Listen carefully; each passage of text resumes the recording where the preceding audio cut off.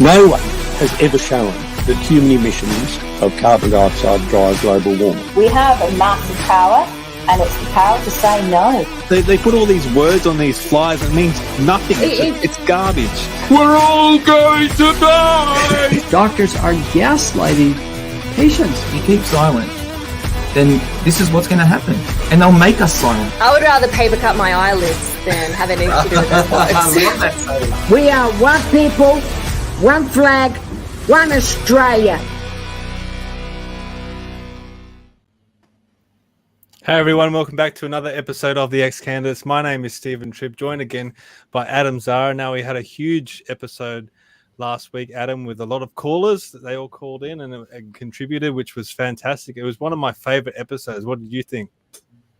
Yep, after I was able to get to bed after the 2-hour almost episode. No, it was a great episode. It was so much fun, and it's always good to get live feedback, and we can comment and talk about like things that are happening. So it's really good. I think it gives our viewers and a chance to actually have their say, whereas in normal presentations they wouldn't actually get a chance to actually even get their comments put up. So that's what we're here to do, provide a platform not just for our special guests, but a platform for our viewers as well. So welcome aboard, and this should be a very good episode tonight. Looking forward to hearing from Dana, and and last week was awesome.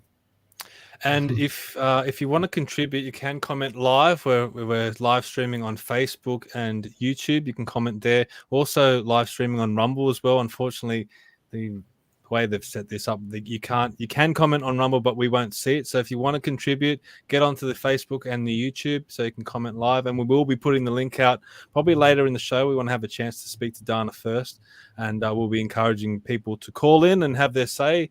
You're more than welcome to jump on and ask Dana a question later on. But first of all, we'll introduce our special guest, Dana Pham. She's a counter-protester and trans-inclusionary radical feminist. Now, Dana, what the hell does that mean? That's an actual term. I didn't invent it. I thought I'd get creative, and yes, someone beat me to the punch. It's just a bunch of play on words on a bunch of play on words, playing on words. I guess I'm just making fun of everyone in the trans debate, because trans-inclusionary radical feminists, you shorten that, it's pronounced TERF, which sounds like, TIRF sounds like TERF, which is the more common phrase used in trans debates. So basically, if you're a trans-exclusionary radical feminist, you're allegedly, a lot of times it's not true, but you're allegedly a transphobe you're an old-fashioned feminist who hates trans people. That's basically a TERF, TERF. But I've gone with TIRF, so trans-inclusionary or trans-inclusive radical feminists. I'm kind of making fun at TERFs, but I'm also making fun at the trans activists, because I don't think they would want to include themselves or want to see me to be included in the word TERF, so to speak. It's just a bunch of word salad. I'm just making fun of everyone in the debate, and the reason I do that is I think there is merit to the different perspectives in a lot of trans debates, but unfortunately we've gotten to the stage where no one's really listening to anyone, and it's just an unsightly slanging match. So you've got to have a laugh somehow. So I call myself a trans-inclusive radical feminist or trans-inclusionary radical feminist, but I'm really just trying to take the piss out of everyone in the trans debates. Well, that's super Aussie, trying to take the piss out of everyone anyway. So that's really awesome. But so what does I guess inclusionary mean? When you're saying trans-inclusionary, does that mean should a trans woman or person be included in everything? So word salads aside, when we get to the substance of it, clearly there's been no agreement, well, no consensus, I should say, on what is a trans woman and where do they fit in society. And unfortunately, I think in practice, you're more likely in the real world in practice see some sort of consensus. In political debates and social debates, you don't really see that, especially what you see through US and UK media. It's a very polarizing subject. I think we're a bit more laid back in Australia. We're not as bad. We're not bad yet, and compared to the other parts of the Anglosphere, we might eventually get there, which would be unfortunate. And, what do I mean by there's a bit more consensus in the real world? Well, I recognize that, let's just use me as an example. I recognize there are things about me that I may not 100% pass as in successfully present as a woman 100%. One of the giveaways is, I have a deep voice, but, let's say I zipped my mouth and, I was walking down the street and then both of you saw me, but you didn't know who I am and I didn't say anything to the both of you, and your brains would probably tell you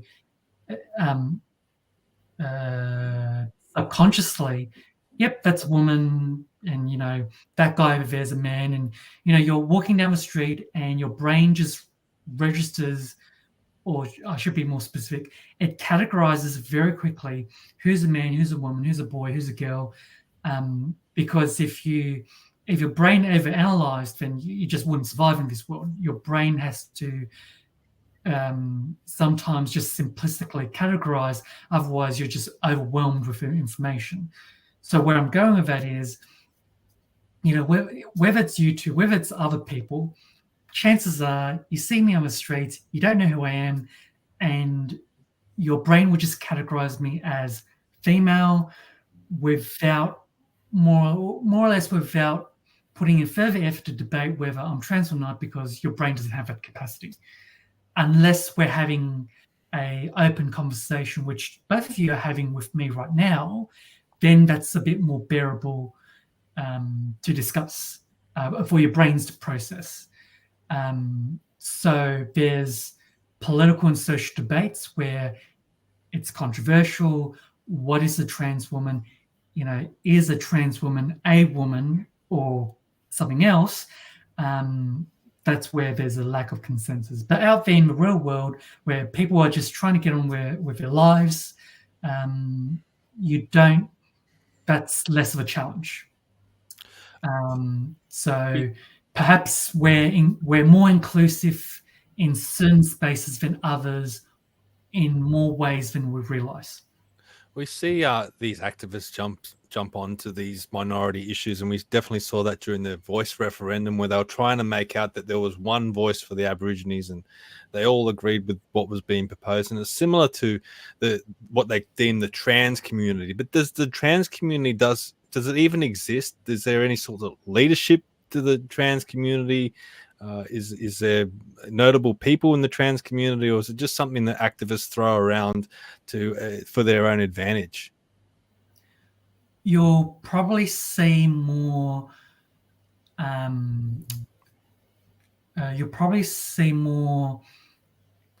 Leadership in your Aboriginal communities that has more unifying recognition. How do I put this? Our federal Indigenous Minister, Indigenous Affairs Minister, Aboriginal Affairs Minister, Linda Burney, she happens to be of Aboriginal descent herself. So that's more formalized. Whereas you see in the LGBTQ community, yes, there are organizations like ACON, and what have you. You see publications like the Sydney Star Observer, or I think they just call themselves the Star Observer or what have you.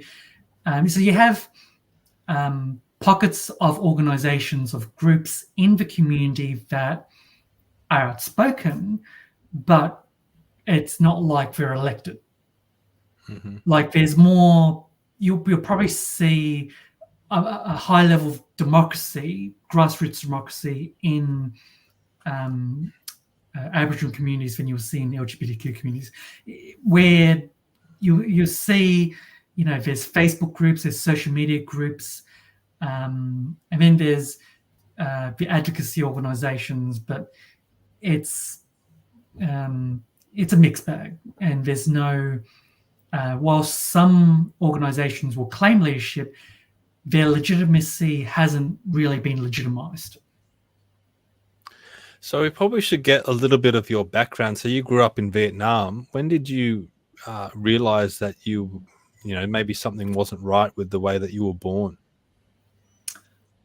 So my parents grew up in Vietnam. I was born here.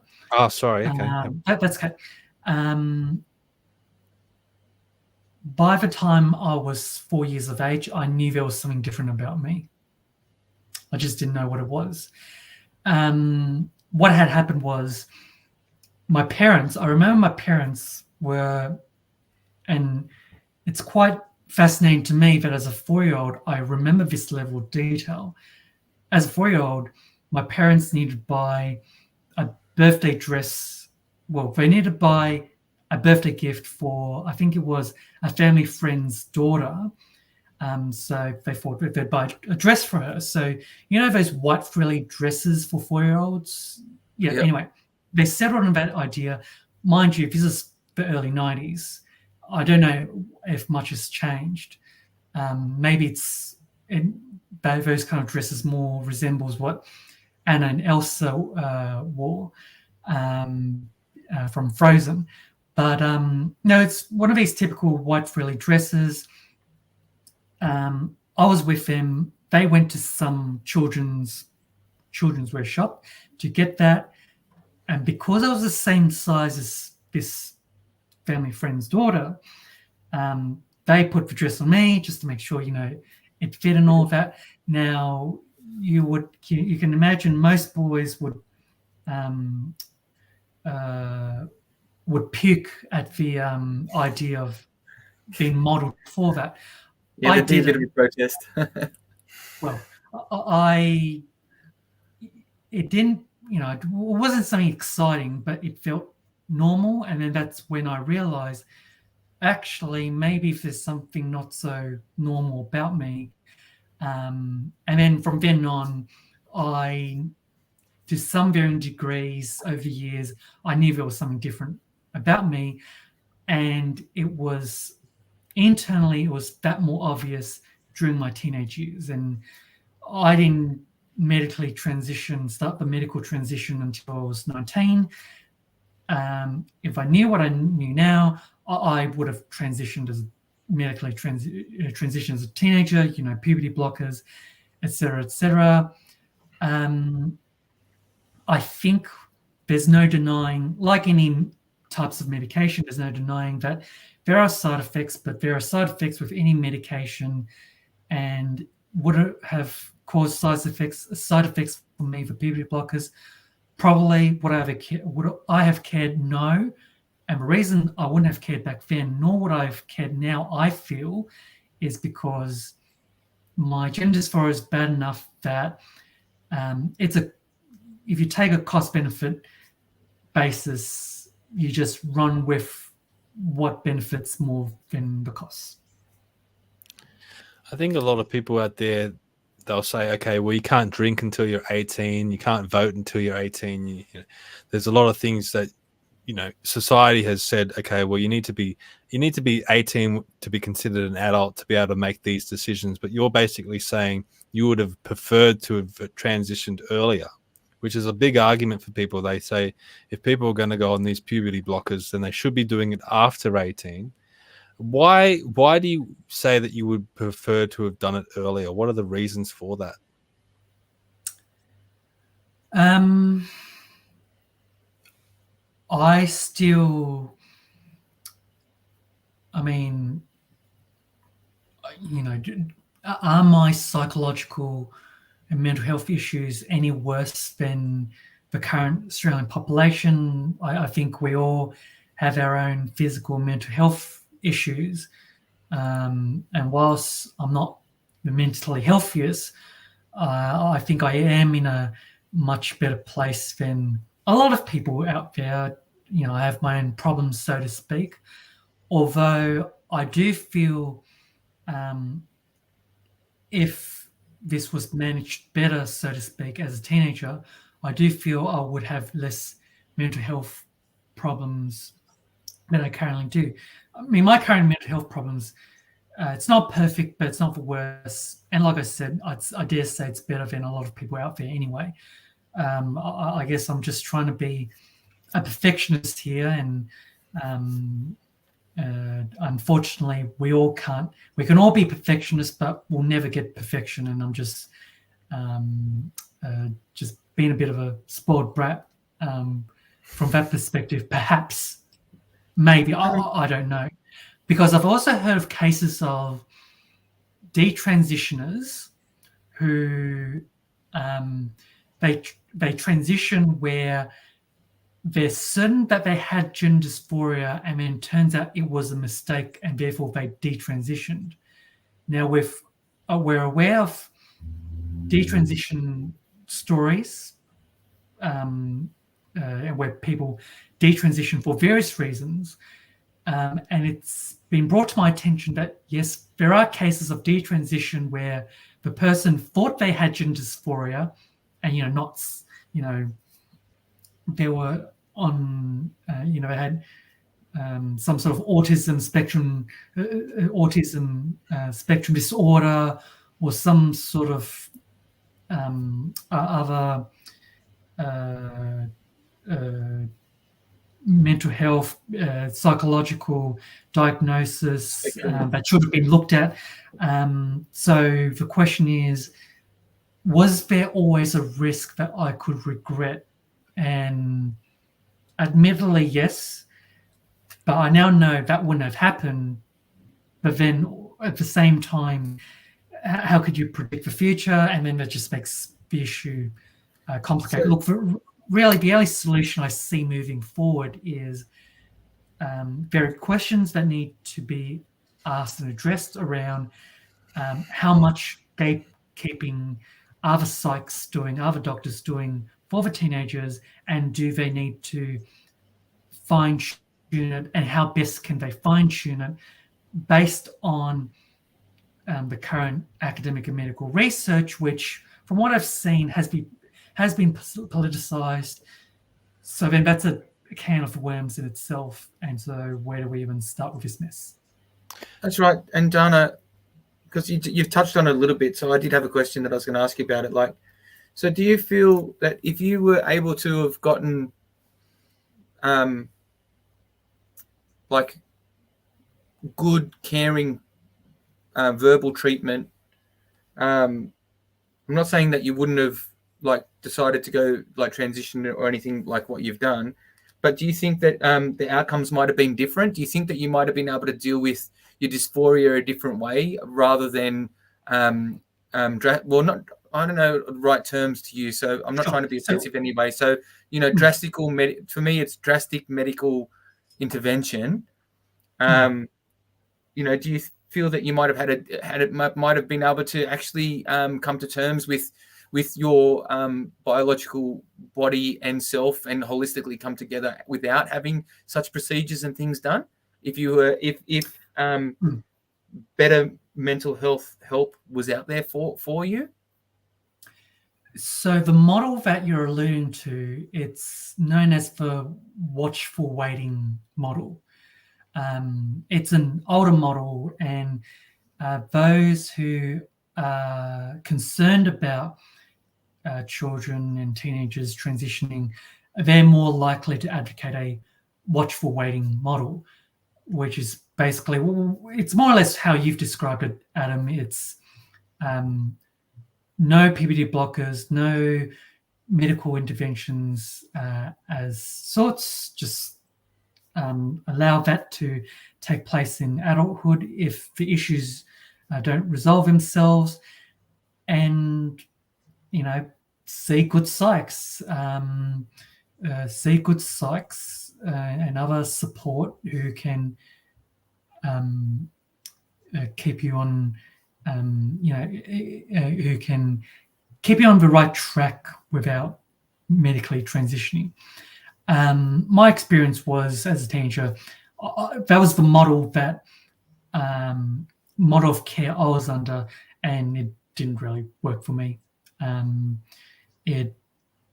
was seeing psychs and what have you, and school counsellor, and they tried their best to help.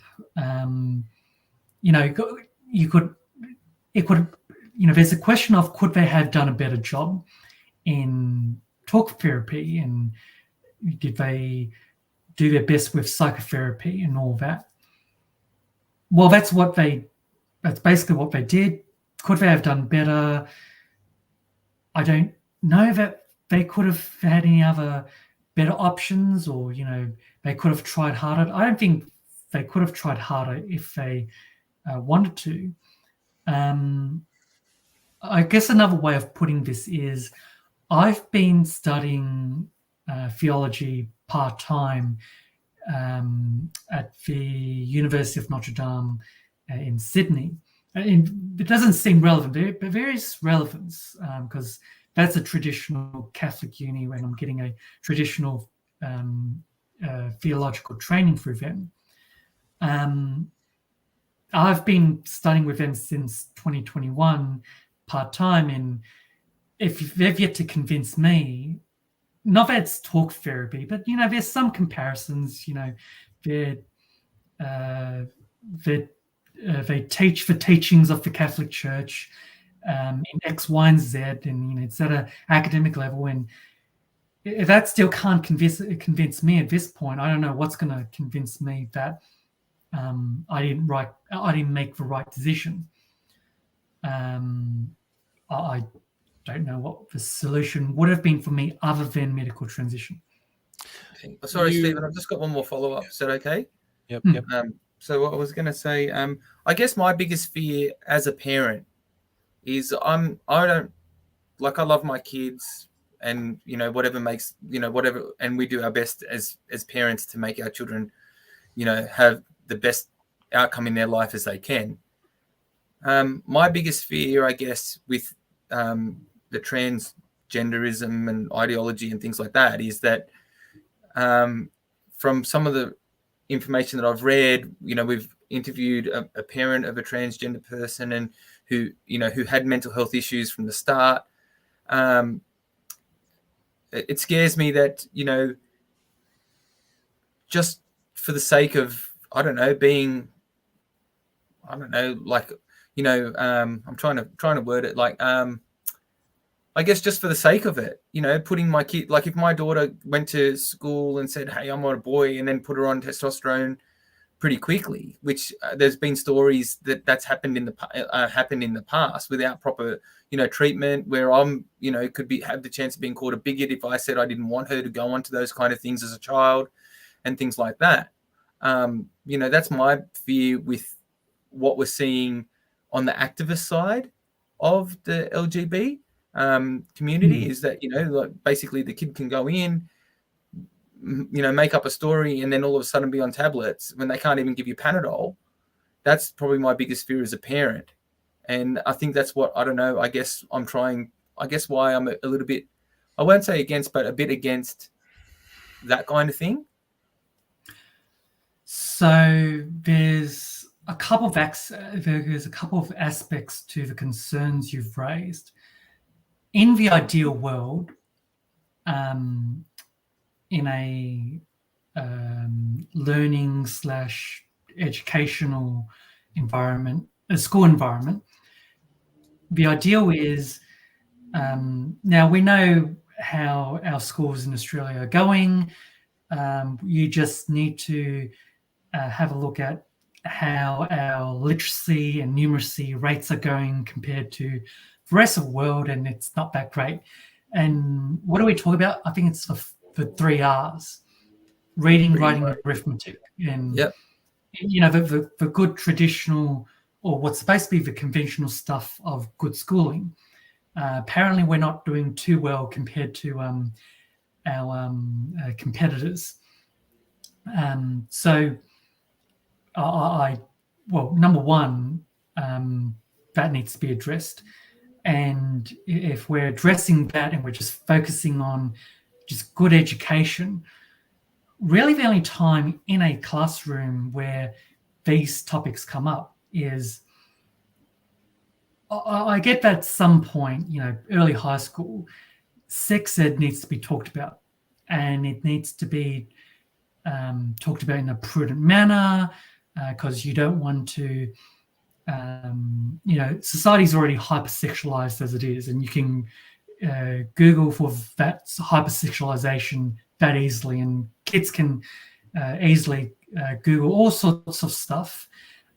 So that's a bit of context and background to also to be mindful of. But really, in a classroom, these sort of topics generally shouldn't be brought up unless it needs to be brought up. So, for example, in your, let's say, there's a Year 8 class, a boy who attends the school in that Year 8 class, the year after comes back as a girl, and there needs to be a conversation. You can't ignore the elephant in the room. There needs to be some sort of conversation along the lines of, yep, they've come back as a girl. This is why. This is not for shits and giggles. They're trans. They're dealing with gender dysphoria. Whatever the explanation is, that conversation needs to be had. And then, there needs to be discussions about boundaries and rules and all of that, where everyone's on board, so to speak, or there's a consultation where people are enticed to come on board, so that there's consensus, there's no controversy, and everyone's happy, so to speak. Well, most people at least.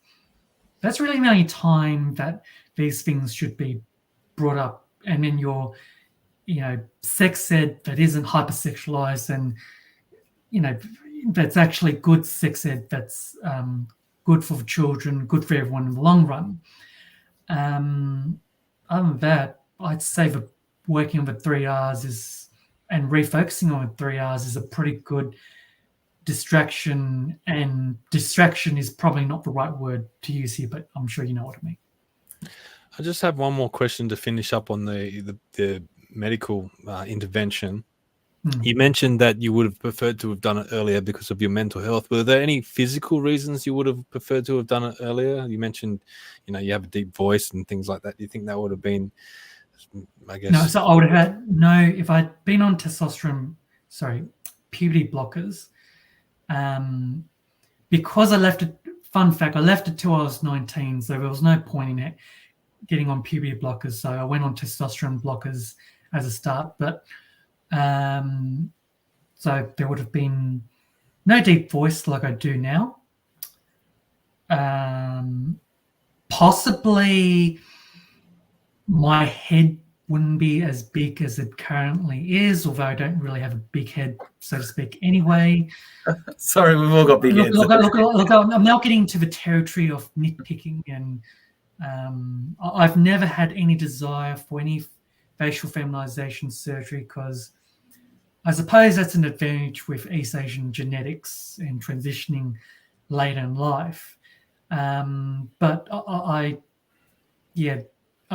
sure there would have been other things, other types of masculinization I could have avoided, facially, bodily as well. But at that point, I'm probably just nitpicking, and there's always something about our bodies we can nitpick, but I try not to do any of that. So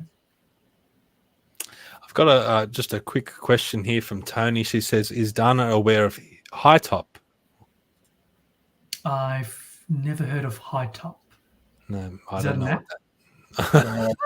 Not sure. That's a pair of shoes as far as I'm used to. I remember high tops, mate. High top.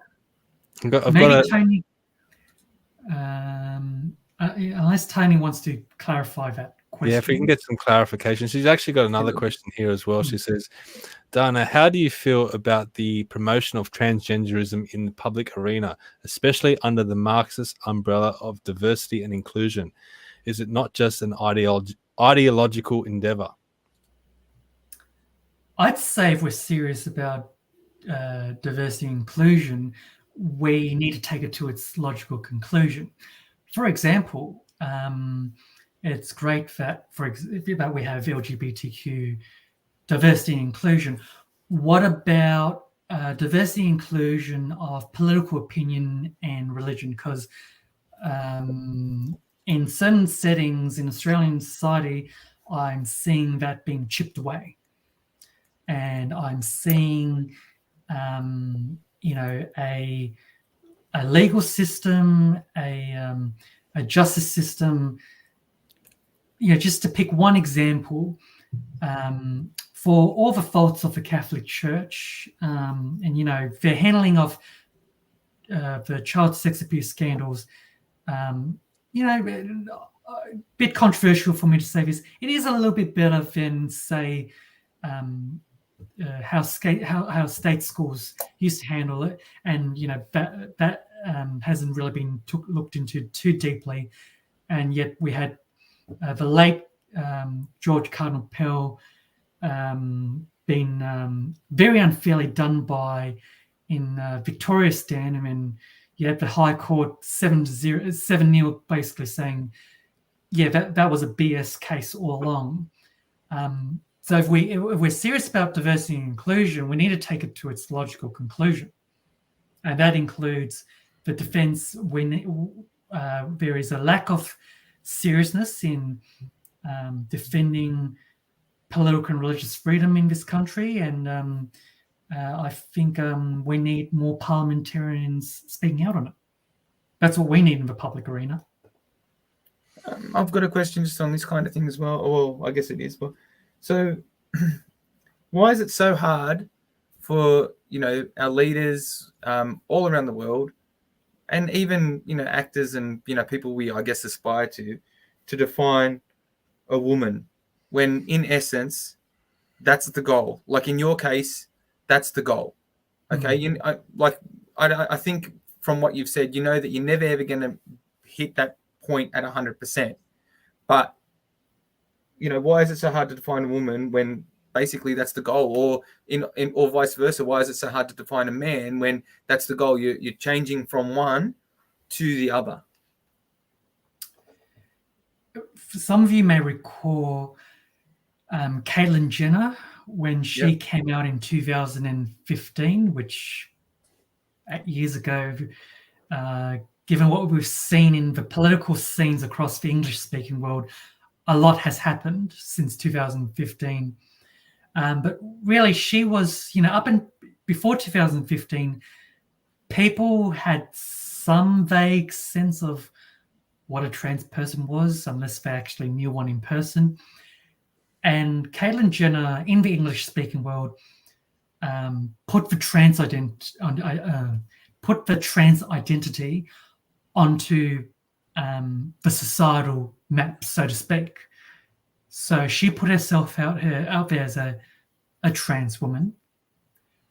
And I'm not pointing the finger at her, but because she did that, I think that then opened the doors for other types of trans people, so to speak. And so, Caitlyn Jenner is just one type of trans woman. And then someone else, we're at a point where there's been cases where, whether it's been publicized or not, we hear the occasional cases where someone who hasn't really put in the effort to transition is now claiming that they're a woman. Yeah, I was going to ask that. Do you feel like somebody's half in or half out? It's kind of like just doing it for the hell of it? There are trolls out there who will troll for all sorts of reasons, and that would be one of the reasons, unfortunately. They exist I don't think there would be too many of them, but there is enough of them to legitimately cause concerns for people, especially certain women who are in vulnerable positions. So some doors have been opened, and how do we shut those doors now? That's a big question. Steve, you're on mute. I don't know why I was on mute. I've just put the link in the chat if anyone wants to call in and ask Dana a question. But before we get there, you were in a relationship with a man for about 7 years before you realized you were lesbian. Now, I want to play a clip because this is an interesting comment that you've made just on this YouTube. Here, I'll just play it now. My life experience is a case study of how sexuality and gender identity or gender dysphoria are both two completely different things. So that's an interesting comment for me. I've heard people like Jordan Peterson, I think it was, who makes the argument that a lot of these young people that identify as the opposite sex are actually just gay or lesbian at the end of the day, and if they were given enough time, they would just turn out to be gay at the end of the day, and they wouldn't be transgender. Whereas your situation is completely opposite to that. Whereas you're a biological man that identified as a woman that is also attracted to women. Do you think that there's some truth behind what that argument is saying, or do you dispute it completely? Jordan Peterson's argument. I'm pretty sure it was Jordan Peterson. The Yeah, argument, whoever said it, the argument that most people would, if they were given enough time, they would just transition to be gay. They wouldn't need to transition to the opposite sex. They'd end up just being gay or lesbian. So I haven't heard it directly from Jordan, but I've heard it from other commentators of that sort of psychological, medical background. There's an older statistic that it's something like, 60 to 90% of trans teenagers will grow out of it because they're gay or lesbian or what have you. Now, those statistics come from the 70s to 70s, 80s, that period. It's an older statistic. Is it reflective of, is it still relevant now, is the question. We're not sure because, it may hold some level of truth, but to what extent is it now 50%, 40%, 30% that they will desist or grow out of it? What sort of percentage? I don't know, because it's in reference to an older statistic. Since those times, there hasn't really been, from what I can see, there hasn't really been research where there's been an overwhelming, a resounding consensus that, what the regret or the desistance or the what have you rates with regards to transitioning.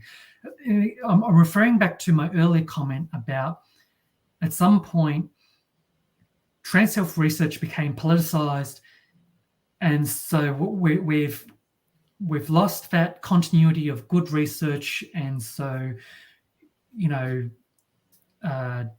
what Jordan Peterson said, to what extent is that true? I don't know. I'm not aware of. There's just too much conflicting research on trans health for children. It's just too much, not enough research, and where it's available, it conflicts. It conflicts because some of it's old, some of it is politicized. I don't know. I struggle to answer that question because I don't think anyone has the answer to that question. Well, just from from interviews with scientists and professors and stuff like that, it just seems to me that it's kind of very similar to, the climate science and the consensuses and stuff they reach through climate change and things like that, is that you're not getting funding unless you're following the narrative. And the narrative at the moment is that the globe is warming, humans are causing it, and we're all going to die. And then second of all, and it seems to me too that now that, you're not getting funding unless you're supporting the LGBTQ, you're not, if you're not going to get funding for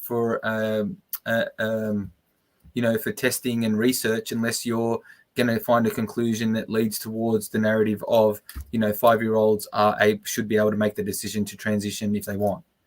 So, sorry. I was going to say, yes, so we've obviously seen a whole bunch of areas in science that isn't reflective of what science is meant to be. One way, it's not scientific, but all things considered, it's not exactly illegitimate either. One way to get around that is to go on Reddit and see what's being talked about and who's sharing what experiences and, what is it, what insights are they offering, what have you. You have all these trans-related Reddits for different target audiences, for trans people, those interested in trans topics, detransitioners. So I think there's a Reddit called Detrans, and you see a lot of stories on detransitioning and why people detransition and all that. But then there are other trans-related Reddits where you see more positive stories, adults and children, and adults who transitioned as children who had positive experiences. So it's all. I've seen so much of a mixed bag on Reddit, and the great thing about Reddit is because it's anonymous, people are more willing to be upfront and honest. Well, at least more upfront and honest than politicized. What's supposed to be scientific research, but it's politicized research. So if you want something a bit more reliable than politicized research, try Reddit. And look, from what I've seen on Reddit, I've seen way too many different variations in the broader trans story that I don't think there's a great narrative on, what is a legit trans story, what is a legit trans person, and what isn't. There's just too much variation. So I've just put the link in the chat if you want to call in. We've got one caller right now, so I'll bring him on. A former guest of the show, Chris Coveries. How are you going tonight, Chris? G'day, Chris. Evening, everyone. I saw the stream up and I thought, you put a link up there, a bit of a call-in show. Why not jump in and say hello? Thanks for hosting the thing. I think it's great what you're doing. Twitter Spaces are great, but this is even better. Kind of a managed on one-to-one. So I'm really glad that you guys are running this. Thank you for running it. We call it talkback streaming, not talkback radio, talkback streaming. Talkback streaming. Yeah, so anyone that wants to call in and ask a question or have a comment, feel free to jump on. What brings you on tonight, Chris? Wherever Dana goes, whatever she does, everything all of the dialogue that goes with her inevitably revolves around sexuality and transgenderism. And having spoken with Dana myself, I'm interested now as well, having listened for a bit. All of it continues to be around that. It's not kind of I'm a political conservative Catholic, long list of kind of topics, who happens to be trans. Because to me that's Dana, just happens to be trans. Oh yeah, she's trans. Okay, whatever. Because she's not. Sorry, Dana, but most transgender activists I come across are screaming in my ear that they're trans and demanding that I respect them, or else I'm going to be bashed on the head, which is very hard to ignore. But with I was going to get to that question. Yes, yeah. The question is, everywhere you go, why is it that despite you're not screaming, "Hey, I'm trans," why is it that everything and tonight as well seems to come back to that? Why? And this is the question for everyone here. Yeah. I guess I'm not a boring trans person. And the reason I'm not boring is I'm not screaming at the three of you. If I was screaming at the three of you by now, you then know I'm a boring trans person because unfortunately there are activists out there who represent trans people in a certain light, and it's just a turn-off. And and then people start to think, oh, you know, all trans people must be like that, so why bother? Whereas because I don't do any of that, obviously I've left my door open, and there's a more cordial invite sitting at the door waiting to be taken. And I can answer that question as well. You're right. Dana isn't screaming, yelling, and carrying on, and she's not, screaming that she wants our children. Okay, so what happens is we can ask questions. We can actually try to find out and get inside, I guess, in a sense, Dana's head to see, mate, if they were, look, Dana, if trans people were majority like yourself, I guess, and I don't know, this might be bigoted. I don't know. I'm not trying to be. I'm just trying, but have at it. Go live your life. Live your best life. Leave me and leave my children and everyone out of it. Because when I first bumped into you, I did think that you were a woman. I didn't think that you were a male. And I think once, obviously, I got to know you just a little bit more because we do walk the same circles. It was then told to me. So, but you weren't screaming it. You weren't carrying on. I can treat you like a lady, and because you actually act like a lady, right? Whereas a lot of other trans political advocates, activists that we see, they don't really act like male men or women. They just act like a bunch of animals running through the street. And I'll say I did have some questions in here about your faith and all those other things that Chris mentioned. So I was going to get to that eventually, but I will say, I will say this. I think the trans part of it is important because it's dominating the political landscape in a lot of ways. You have people like Catherine Deeds out there advocating a lot about it. I mean, especially here in Warringah where I'm at, that dominated the federal election in our electorate. So it is a big issue. And what we said to you off air, Dana, this is a platform for us, Adam and I, to learn as well. I mean, how often do we get to speak to trans people? And obviously Adam and I are not trans, at least not yet. So we don't understand a lot of the concepts and the thinking behind it. So it's more for us. If we're going to, at some stage, we're going to need to develop a political opinion or a political position on this. So we want to be able to go straight to the source. And you're approachable. I feel like I can ask you any question without worrying about offending you. So a lot of the reason why we wanted to have you on is to nut down, okay, well, obviously you can switch on Sky News and they present a position on this issue. Let's try and maybe see if there's some inaccuracies in the position that's being presented, especially about the puberty blockers. I think that's tremendously important because my position before you came on was that children shouldn't be given puberty blockers before they're 18, whereas you're presenting a counter argument to that. So I think it's important for you to present that counter argument so I can go away and consider it. You might not convince me, but you might convince me maybe 30%, 5%, whatever, but at the end of the conversation, we're closer together. So I think that's the main reason why, well, I guess we're focusing on that to begin with. So does that answer your question, Chris? Yeah, more a discussion point because it extends beyond where we are here. This isn't a just here. It's and indeed I agree. It is dominating our dialogue. A small minority of people, and something that tends to occur in bedroom with devoting so much for our political consciousness to. And here we're having a pleasant conversation, Matt, and that's why I was explaining. But why? And the reason I've, I suppose, inserted myself into the conversation more publicly is I do get annoyed at the presentation, the public presentation, that there's just two sides to the discussion. It's like, actually, if we were real about this, there's probably 100 sides to it.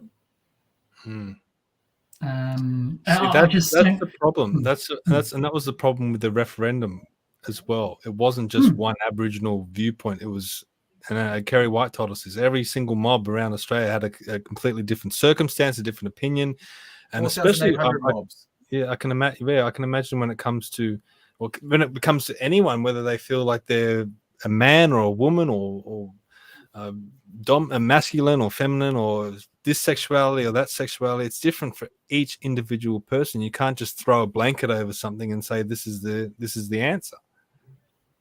If there was a plebiscite on are trans women women, at that point I might consider leaving Australia. Okay.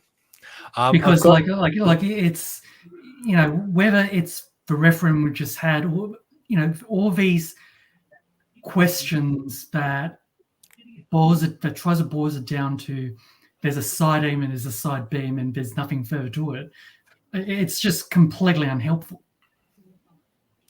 I've got some clarification from Tony. She said High Top is a Marxist organization which proudly advocates for the gender intervention of children in years 3, 4, and 5. They aim for 5 in 30 children to come out before the age of 10. So I'm not sure where she got that from, but that's what High Top is. Yeah, that's not I wouldn't call that gender affirming care. That sounds like ideology. We've always known historically that trans people only take, you know, less than 1%, much less than 1% of the general population. And, you know, we come out of the woodworks at some point, whether it's children, whether it's adults, and it's just happened naturally. Not like, you know, we've got quotas to meet, which is, it sounds like Tony's describing an organization that has quotas in mind. That's very ideological.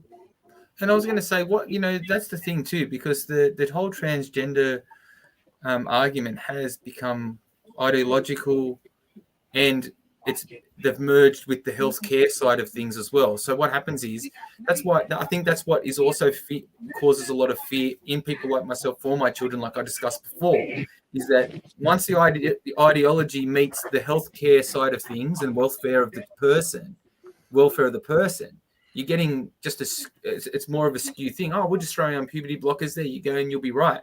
Well, we know that a lot of people who, like you're saying, 1% are transgender, 1% of population is transgender or has the transgender, right? And then if they just threw all, like say there was 5 or 6 kids in a class that were transgender, and they put them on puberty blockers at the age of 6, 7, or 8.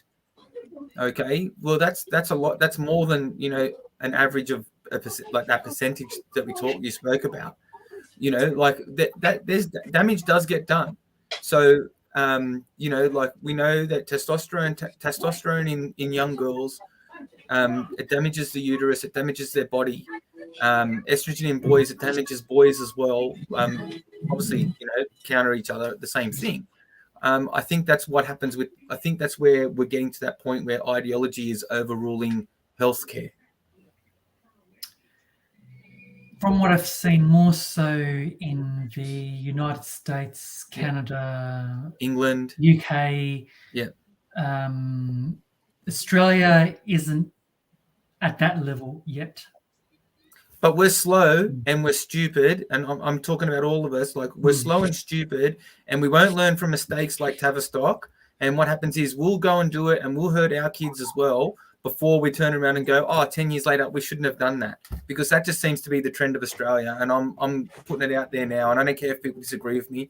That's what I've seen, and that's how I feel about what's been going on in our political sphere, is that with climate change, with the transgender debate, and, you know, even with this, with the whole referendum that just went by, it just seems to be that we're 5 years behind. We could learn the lessons from other countries in the world. We do the same mistakes as them, and then we just turn around and go, well, we didn't see that happening.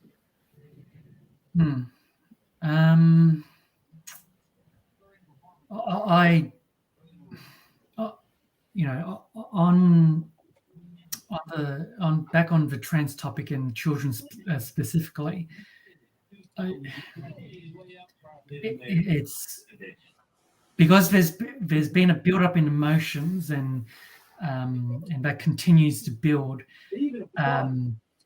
We may have passed the point of people listening to each other. We probably have passed that point. So, then there's a question. Well, is there any way to turn things around? Make things better. Come to consensus.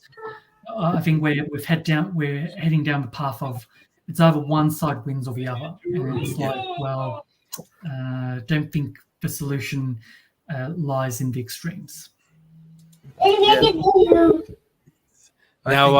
Now, Chris, you're welcome to stay to the end if you want. But do you have another question for Dana? Yeah. Sorry, background. Sunday night, and you've got the kids around. What I was going to carry on was a more narrow focus question. Dana, for your personal individual interests, rather than putting nation, state, community, anything else, just for your interests of all the political parties out there, which is the one that best serves your interests? And if I can run through them, Liberal Democrats are doing a tour of the best known women's rights, anti-trans activists around. All of the different parties have the different platforms, which I think anyone here would wonder may not be serving your interests. But you'd also look at the Greens, which on the surface level might be, but don't run us through. What do you think? Even if it's a top three of the parties that are going to best serve your own personal interests.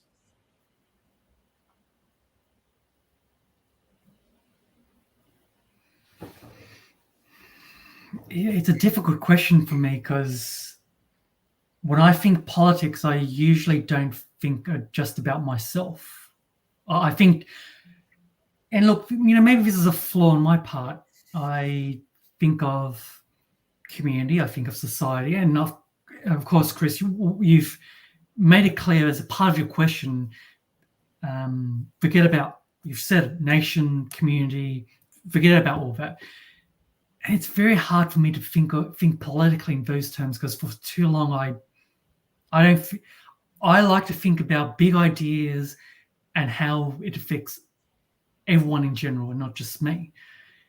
So this is quite a challenging question because I don't usually think that selfishly when it comes to politics. But yeah, look, if I had to be selfish and purely selfish, yeah, sure, okay. Probably the Greens, even though I usually put the Greens second last or last down the ballot paper. And so you can see why I'm having a lot of difficulty answering that question. Why the Greens and why you vexed? Sorry, why the Greens and why are you vexed? Why are you right? Okay, so sure they have a whole bunch of trans-friendly policies that, could I really complain? Like from a purely selfish point of view, could I complain about them? No. I not that I've read their trans policy, but I'm sure it says things like full Medicare funding for all sex reassignment surgeries and gender affirming leave and all the stuff that if I was a teenager going back in time and saw them, I would have it would have been so appealing that nothing else would have mattered. But then again, a lot of teenagers are naturally selfish, so there's no surprises there. The vexing part is, well, just because that's what's good for me doesn't necessarily mean that's good for everyone else. Like, we know that detransitioners exist, so there's a risk there in itself. And by the way, the Greens have a whole bunch of policies where the reason why I think big ideas and how it affects society is because my parents, they came to Australia after the Vietnam War to escape communism, because clearly communism didn't work out so well. And, you know, it's not just about me and give me this, give me that, you know, give. Like, I'm not interested in that, because of, you know, it benefits everyone. I mean, that's why my parents left after the Vietnam War to come to Australia, because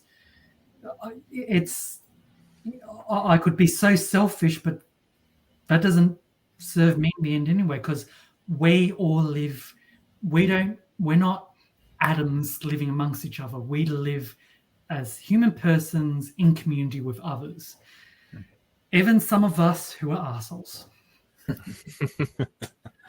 We're going to keep Chris with us, but if anyone else wants to call in, feel free to do so. The link is in the chat. I saw Richard there before making comments. I know Richard loves to call in and have his say like he did last week. So we'll keep Chris here until he does so. But I want to ask you a question on religion, because Christianity is a big part of your life. Now, you probably know more about it than I do, because I'm not. Me.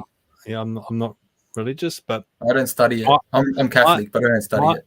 Yeah, my understanding of Christianity is that that you were born in the way that God intended you to be, but God also gave you freedom of choice. Now, how do you reconcile those two things? If we acknowledge, I don't want to start to speak on behalf of other branches and denominations, but certainly from a Catholic point of view, if we acknowledge free will, we acknowledge that people to varying degrees will make mistakes throughout their life. The parable that comes to mind, the parable of the prodigal son, who his father knew that he was going to grab half of his inheritance and spend like an idiot, which he did. The father knew, because we all have free will, and with free will means we'll all make mistakes. We will all sin to some varying degrees, you know, because we're all sinners, blah, blah. You get the idea. So me being trans and me not being able to, I suppose, psychologically accepting my biological reality, you could say that's sinful, but it couldn't be more sinful than everyone else, because everyone's a sinner, and no one's perfect, and everyone's got a flaw. I should therefore try to make it up by trying to be more virtuous in other aspects of my life, if I can't fix one particular aspect, so to speak. In Catholic circles in Sydney, I'm aware of the occasional comment that I have cognitive dissonance, says the sinner himself. To which I would respond with, that's a cool story, because, you know, ever since Genesis 1, this is just not really a surprise, really. There's a concern that, you know, I'm being a bit lackadaisical here. Look, I've tried to deal with gender dysphoria in various different forms throughout my life. So, as I mentioned earlier, I was under a watchful waiting model of care. That didn't work out. Then I medically transitioned, but by then I'd lapsed in my Catholic faith. Then in recent years, I came back to the faith, and as I also mentioned earlier tonight, I have been studying part-time a master's in theology, and it's a traditional, I'm receiving traditional theological education at Notre Dame, because a lot of those who teach theology at Notre Dame are either priests or from religious orders. So I'm getting the best of the best in Australia, so to speak. Yet they've still yet to be successful in their conversion therapy. And they're not applying conversion therapy. I'm just making fun of the term, because we've started to use the term conversion therapy in the political arena in a way that is different to what conversion therapy used to be. So I'm making fun of whether it's a current legislation or bill like the New South Wales bill that's come in, that it's like, no, I don't think you understand what conversion therapy is. Well, anyway, Nancy I need to be converted. So so yes, where I'm stuck at this fork in the road, but I don't know what I'm supposed to do with it, because I just feel like there are other ways I can more productively work on to better my Catholic faith, and getting wrapped around the axles over this one issue, it's like, I don't think that's a great use of my time or everyone's time for that matter. So just on your point there, Dana, I feel like I'm a Catholic. I'm not the perfect Catholic. I go to church when I can, whatever, right? But treat others as you would like to be treated. That's how I live my life. And then I just at the end, I'll just let them decide. Like, as a human, what else are you meant to do? I can't decipher what God wants as such. I mean, we can follow the Bible, we can follow the scriptures that have been changed and manipulated, and can you trust what you read in the Bible these days compared to what was in the Bible, 300 or 400 or 500 years ago when it was in its original language? They're the teachings of God and whatnot. So I just say, I took one point, the biggest point I took out of religion was treat others as you want to be treated. I want to be treated good. I treat everyone that I can, I treat them good. And then I'll let them decide if I've done right or not. So a Catholic-based response to what you've said is, sure, treat others how you wish to be treated along those lines. An argument could be made, well, treat includes a whole range of aspects, things, and that could include making clear, for example, Christian teaching. So a counter to what you've said could be something like, yeah, sure, we shouldn't persecute people in general, but we should also make very clear that by God's design, we all should embrace our sexual identities as it has been God-given, and that should be talked about in public.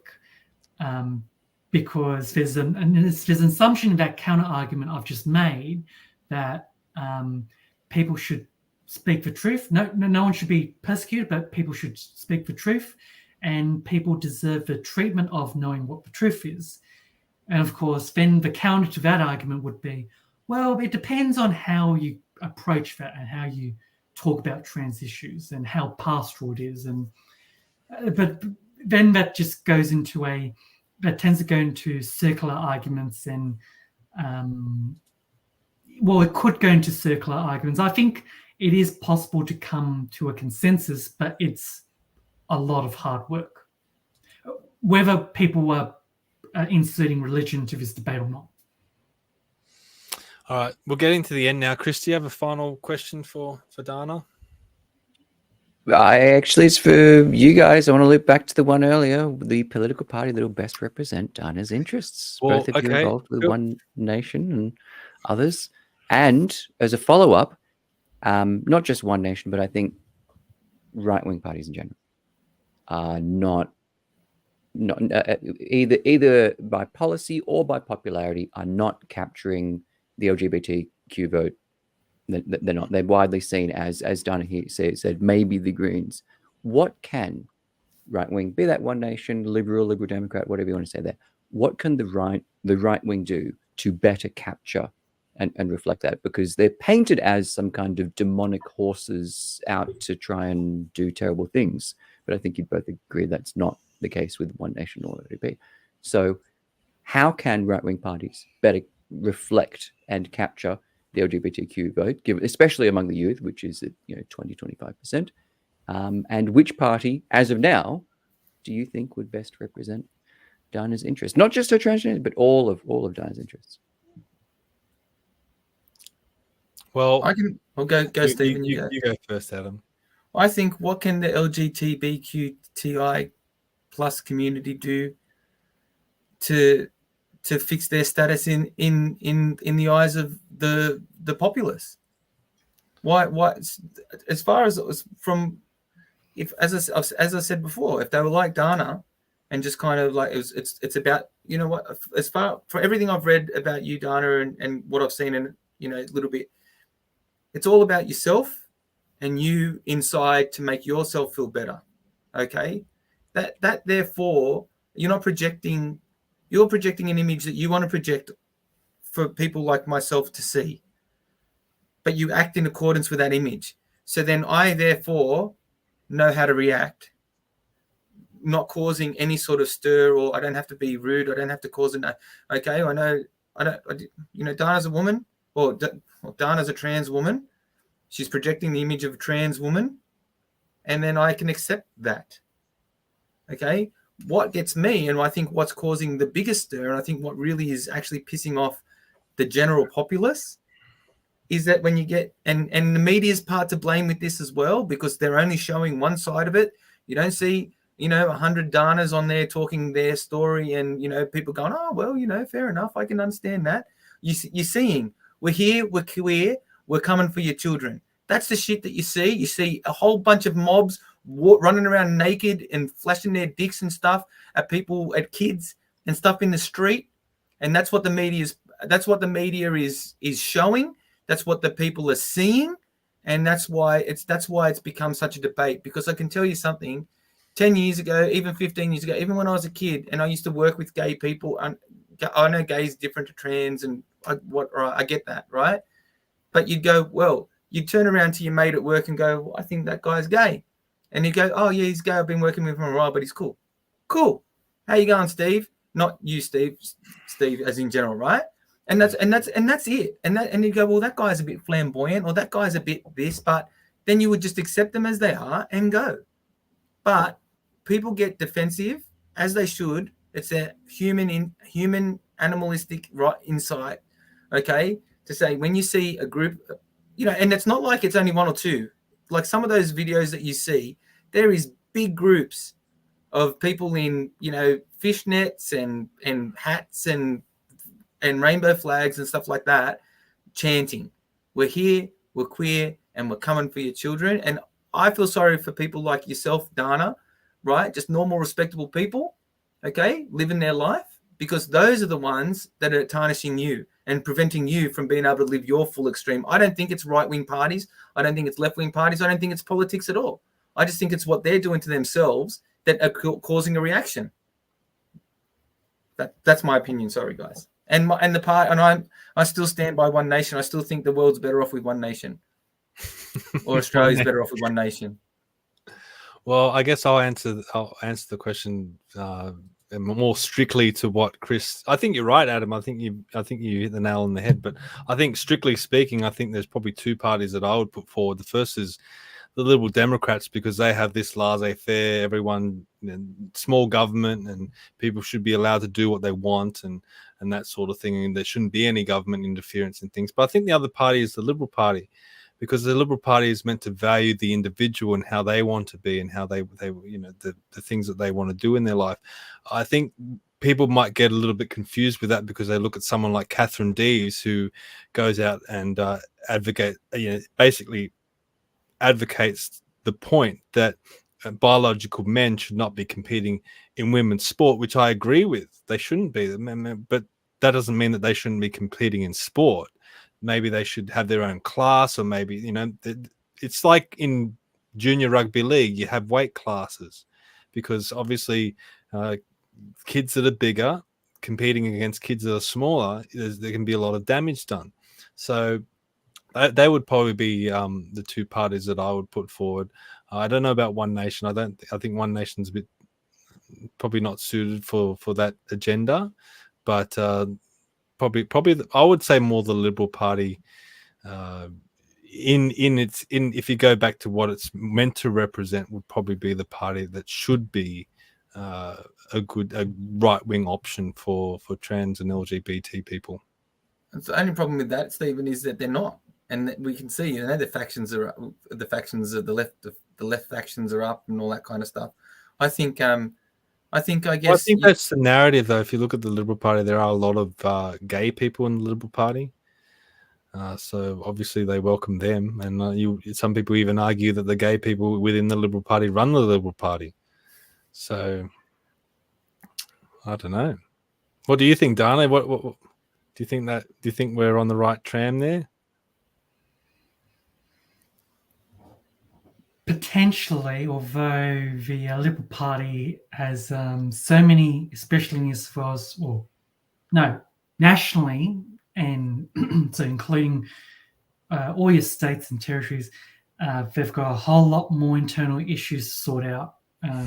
Very big identity. They got their own issues identity. that we're all aware of. No pun intended. They're transing into the Greens. Yeah, I mean, I look at the Liberal Party, I'm like, is that what Menzies had in mind? And Menzies didn't pass away that long ago.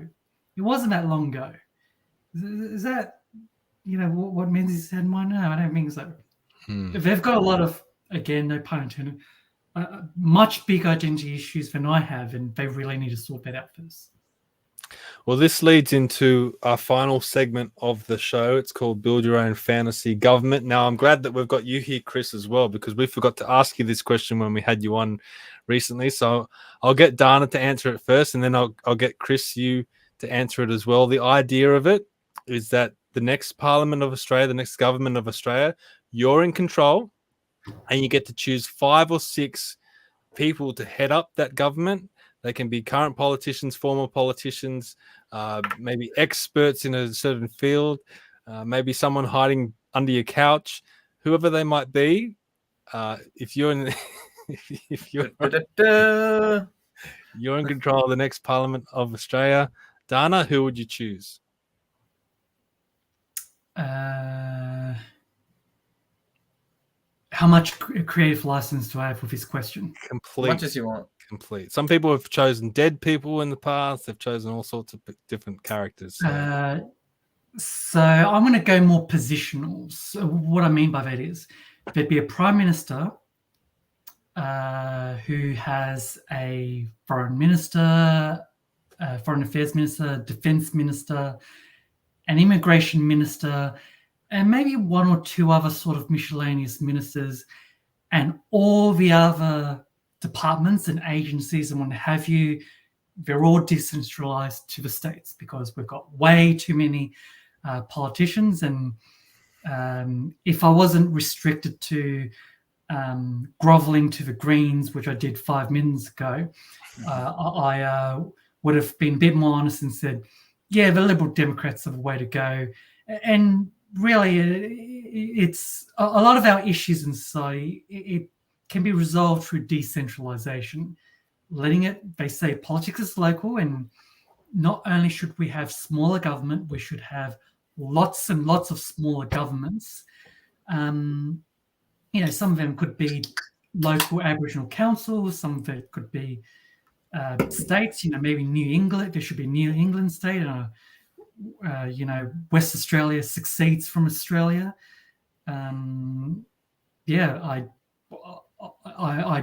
want to see more decentralized politicians who I would struggle to remember the names because they're not having the kind of impact on my life that, say, Dan Andrews had on Victorians in the last few years. So the less I know about these fantasy politicians, it's probably a good sign. Okay. All right, Chris, your turn. Benjamin Disraeli for the Treasury, McCarthy for Defence, the Department of War, Enoch Powell for Department of Migration and Education, Ian Smith. That'll do. I'll put Teddy Roosevelt on top of it to try and bridge the left and the right wing, the interests of the masses with the interests of the few, with the liberty. And then you need someone executive to dissolve it all if it all messes up. So you need a monarch. Elizabeth is probably the most reasoned that I could put there. The second that I could put there that was never too involved in politics. Had a distant enough hand to know. Sorry, she wasn't really, was she? No. She was distant, only when very distant. But you need that reserve power in case things get really. You don't want that reserve power involved all the time, right? You don't want to be dissolving Parliament every 3 months, or you want it kind of. The Americans are getting a little bit close to where you need that reserve power of we need to call a new election. You guys just don't seem to be agreeing on a speaker on anything. We got there in 75 when we couldn't even pass a budget, and that's when we had that. So that kind of reserve power where Elizabeth could have said, no, Governor General, don't dissolve it. Instead, it seems her office was aware, and she was like, I'll say nothing. So you sort out of there. Yeah, and that kind of distance, but you need that one there. But there you go, extremes all over the place. And why does no one say like, I want what do you call it? Oh, come on, the little green guy from Star Wars, Yoda. Yoda. Why doesn't people go like, I want Yoda, or I want bloody Optimus Prime, or I want because they're not real. I want no, but I'm just saying like characters like that. I mean, like, seriously, like, who cares? Like, it's fantasy, and like, who would lead the world the best way?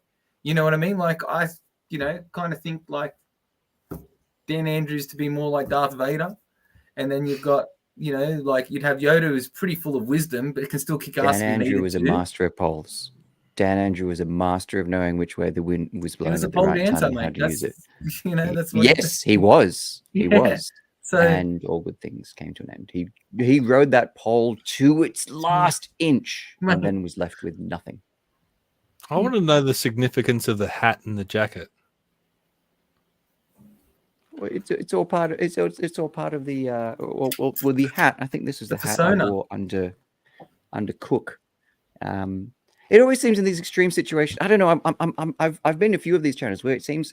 Don't you guys have seen these Instagram live stream where everyone's wearing hats talking about weird odd politics, and like I just need to. If we're going to go off base and we're talking fantasy, well this is it. Sunday night. I got my leather jacket. I've got my like this is it. This is part of the show, isn't it? Right? Like those people that do the selfies in the car. It drives me crazy. Why do you have to do it in the car? What and who does these long political ideological commentaries in the car in your singlet? Like often they're actually quite interesting.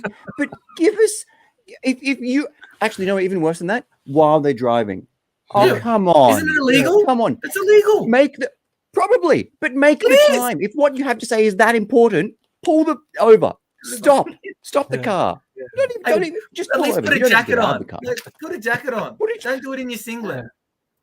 Well, they make it like, oh, I was driving, but I had to pull over and make this video about what I'm about to say. You got me mad. Got to take this off. No, we should all be doing it in our laundries. That's what I'm doing. So Dana, just quickly, just on a last little note, huge. You're an anime manga fan. Once upon a time. I don't have a problem with it anymore. I just kind of grew out of it. Grew out of it? See, I never grew out of it. I love it. So, my favorite anime movie was Ninja Scroll, and I don't think they've made one better since. Where do I even start? I could blurt out a whole bunch of movies, series, and what have you. Where do I even start? Spirited Away was probably my first anime movie that I liked, but I mean, that's a bit of a boring answer. Yeah, there's just so many. My first favorite anime thing would have been Spirited Away, and that's just it's a classic, obviously. So, fair enough. All good. All right, Chris, we'll let you go. Thanks for joining us. It was a pleasure. Let everyone know how to follow you on social media and everywhere.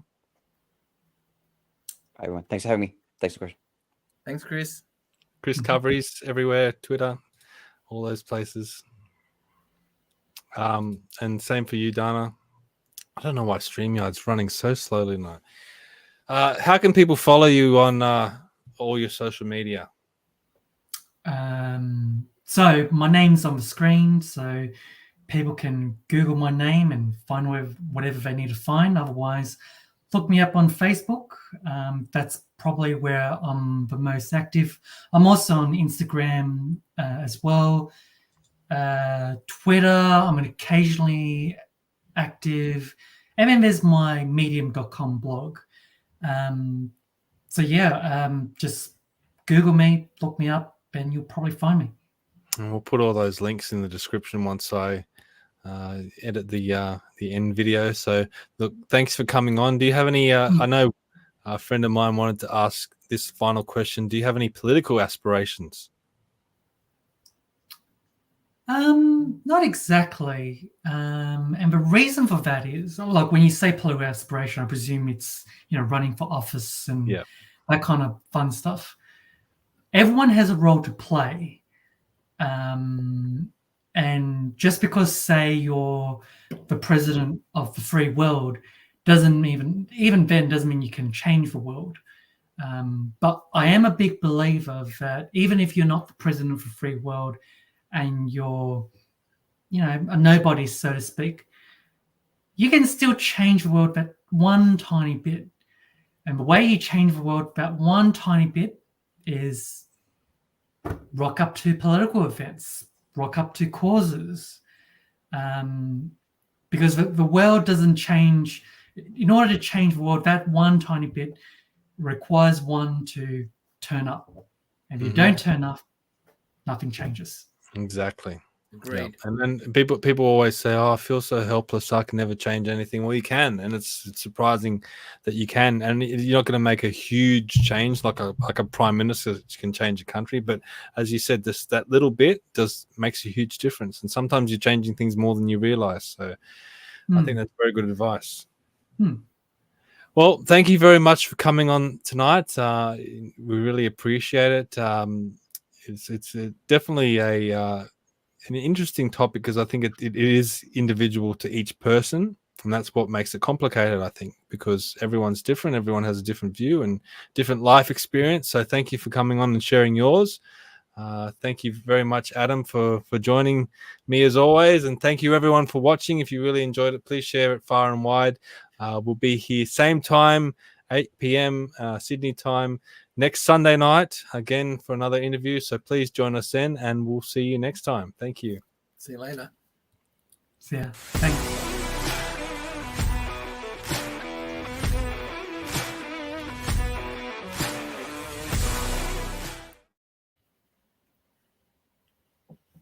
Awesome. Thanks for that, Dana.